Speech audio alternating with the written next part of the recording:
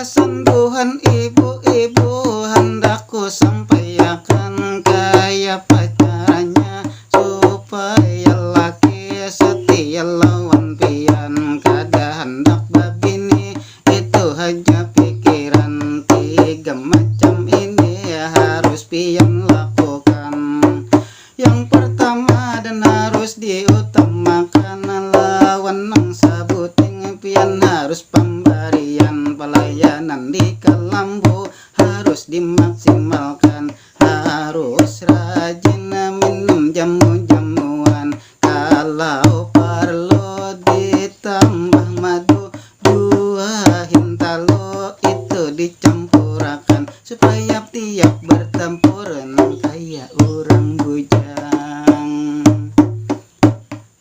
Pemakan laki jo perlu diperhatikan, sebelum tulak begawe harus diberi makan. Sebelum datang sudah disiapkan, supaya laki datang sudah siap makan. Jangan sampai laki datang sidin kelaparan, apalagi sampai bamasak surangan. Dan terakhir ini perlu bebenaran, lawan laki jangan parangutan, apalagi sampai pememayan. Sebab lelakian namun rancak dimamai, inya lamah buluan, lalu timbul pikirannya hendak babini pulang.